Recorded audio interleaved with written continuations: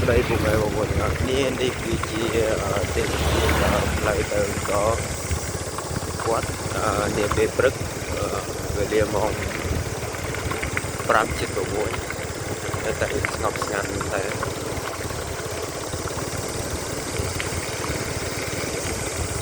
នេះក៏គឺជាផ្លូវ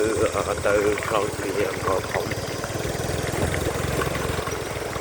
មើលទៅដើមឈើពិតជាធំហើយក៏ពិតជាស្អាតស្អាតមែនតើហើយមើលទៅគឺខ្យល់បាយយ៉ាងណាធម្មជាតិដើមឈើធំមែនតើនៅសល់ដូចជាប្រហែលទៀតយើងដល់ដល់ទ្វារហើយយើងទៅបុកទៀត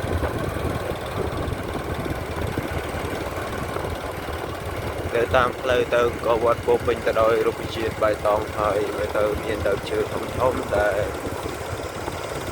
ជាជម្រករបស់សត្វព្រៃក៏ដូចជាមនុស្សសម្រាប់ការធ្វើដំណើរនិងការទស្សនារបស់ប្រជាជាតិដែលជាមកកាន់នៅក្នុងវត្តផងដែរ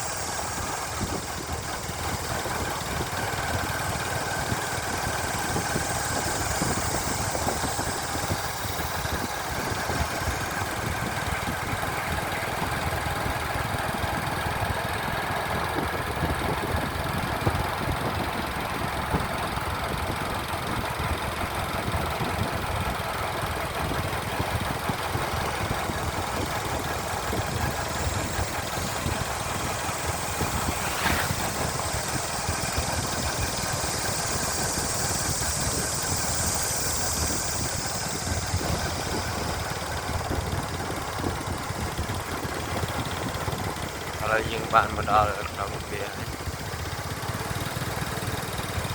វិជាសាស្ត្រមែនតែបុព្វបុរសខ្មែរយើងបានសល់ទុកជាច្រើនសតវត្សមកហើយ